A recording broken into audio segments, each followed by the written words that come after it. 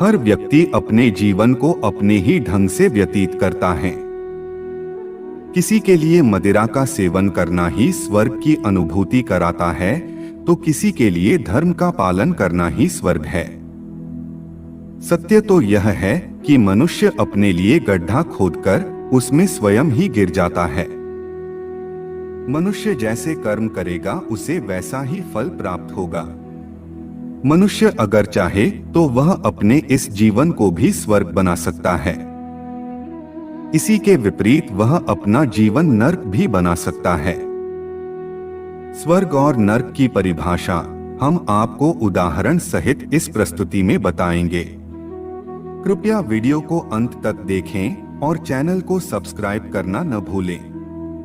अधिक समय न लेते हुए आरंभ करते हैं। एक ही आकाश, एक ही धरती, एक सी वायु और एक जैसा ही जल, सब कुछ एक जैसा, फिर भी हर व्यक्ति अलग है, सभी की मानसिकता अलग है। जैसे हर पौधे के फूल अलग होते हैं, उनकी खुशबू और रंग अलग हैं। इसी पृथ्वी तत्व से गन्ना मिठास तत्व ग्रहण करता है और हमें गुड़चीनी की मिठास प्रदान करता है।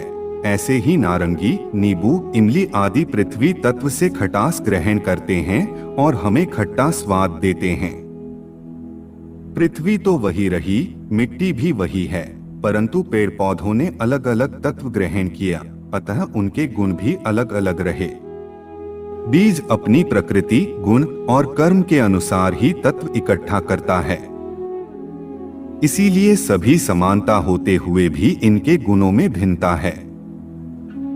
यही बात मनुष्य पर भी लागू होती है।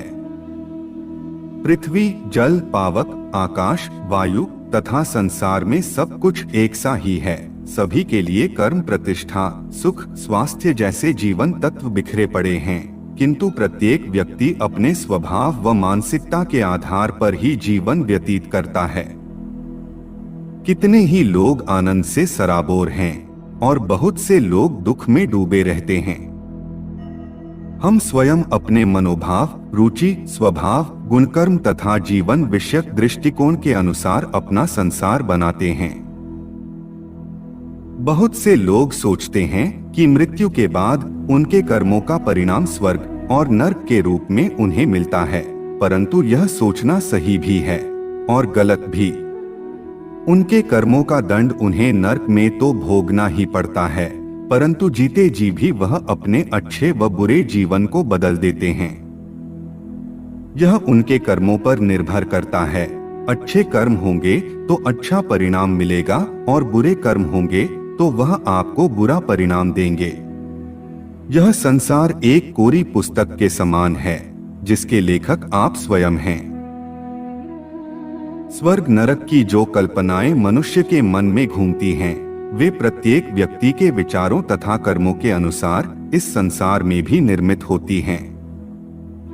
अब आप सोच रहे होंगे कि पृथ्वी पर जीते जी स्वर्ग कैसे बने?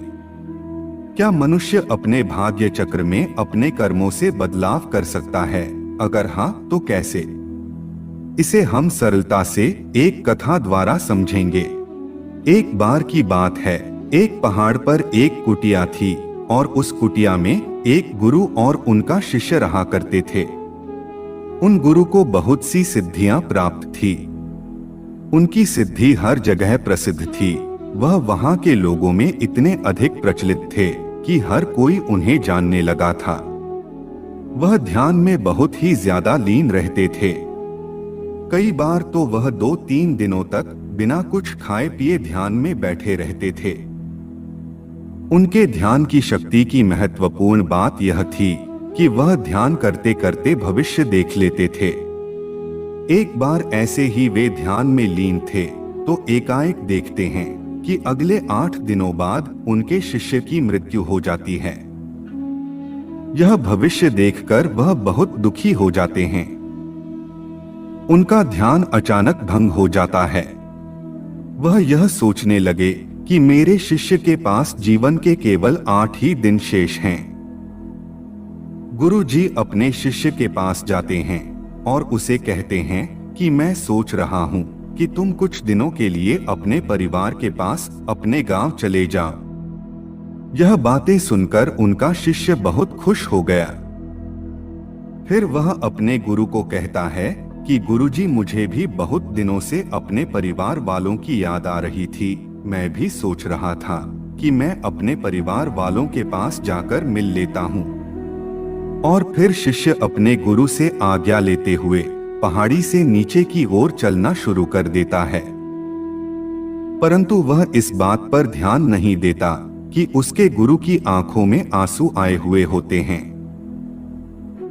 वह चलते चलते पहाड़ से जैसे ही नीचे एक नदी के पास पहुंचकर देखता है कि एक रेत के टीले के पास चींटियों का घर था और उस घर से बहुत सारी चींटियां बाहर की तरफ आ रही थी और बहुत सारी चींटियां अंदर की ओर जा रही थी।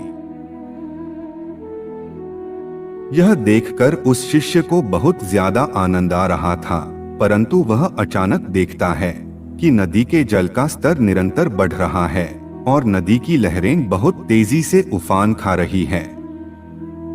फिर शिष्य को समझ आ जाता है कि कुछ ही पलों के अंदर यह सारा पानी चींटियों के घर में घुसकर उनके घर को तोड़ देगा और इसकी वजह से बहुत सारी चींटियों की जान भी चली जाएगी। वह अपनी समझदारी दिखाते हुए अपने ऊपर वाले वस्त्रों को उतारकर उसके अंदर रेत भरकर एक तरह की चारदीवारी चींटियों के घर के आसपास कर देता है। वह चारदीवारी इस तरह से बनाता है कि नदी से आने वाला पानी उनके घर तक न पहुंच सके। यह कार्य पूरा करने के बाद वह नाव पर बैठकर नदी पार करके आगे अपनी यात्रा को पुनः प्रारंभ करता है। गांव पहुंचने के बाद वह अपने घर वालों के साथ कुछ समय व्यतीत करता है।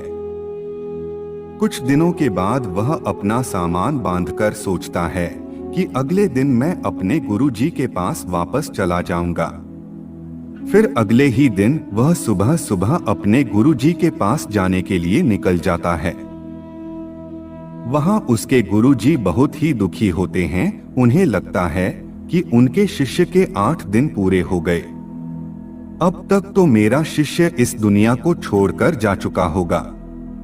फिर वह देखते हैं कि कोई मनुष्य उनकी कुटिया की ओर आ रहा है। जब उनका शिष्य पास आ जाता है तो उन्हें पता चलता है कि यह तो उनका शिष्य ही है। गुरुजी दौड़कर अपने शिष्य के पास जाते हैं और अपने शिष्य का हालचाल पूछते हैं। गुरुजी को समझ नहीं आता कि कैसे उनका देखा हुआ भविष्य गलत हो गया। वह अपने शिष्य से पूछते हैं कि बेटा, तुमने इन 8 दिनों में क्या क्या किया? शिष्य अपने परिवार के साथ बिताया हुआ सारा समय गुरुजी को बताता है, परंतु गुरुजी को ऐसा कुछ भी इन 8 दिनों में खास नहीं लगा। फिर शिष्य कहता है कि मैं आपको एक बात बताना भूल गया। जब इस पहाड़ी से मैं नीचे नदी की ओर गया था, तब मैंने ऐसे ही चींटियों की जान बचाई थी। इसके बाद गुरु समझ जाते हैं कि उसके कर्मों के कारण ही वह शिष्य बच पाया। और गुरुजी अचानक कहते हैं कि कर्म अवश्य लौट कर आते हैं। इस कथा से हमें यह सीख मिलती है कि जीवन में हम कुछ भी कर लें, अच्छे कर्मों का फल अच्छा होता है और बुरे कर्मों का फल बुरा ही होता है। ऐसे ही हमारे द्वारा किए गए कर्म जीते जी ही हमें स्वर्ग और नर्क की अनुभूति कराते हैं। जैसा हमारे मन के भीतर है, वैसा ही हमें इधर उधर सर्वत्र प्रतीत होता है। अपने अंदर की भावना ही हमें संसार में सुखी या दुखी बनाती है। हम चाहें तो उत्तम तत्वों को ग्रहण कर उत्तम भावनाओं द्वारा अंदर बाहर सर्वत्र प्रेम का आनंद और उत्साह का स्वर्ग निर्मित कर सकते हैं और आसपास के वातावरण को स्वर्ग की महक में महका सकते हैं। आज की हमारी वीडियो में इतना ही। हम आशा करते हैं कि आपको हमारी यह प्रस्तुति अच्छी लगी होगी। अगर आपका कोई प्रश्न है तो कमेंट करके आप हमें पूछ सकते हैं। जाने से पहले लाइक करें और चैनल को सब्सक्राइब करना न भूलें। मिलते हैं एक और ज्ञानवर्धक वीडियो के साथ। तब तक के लिए जय जय श्री राम।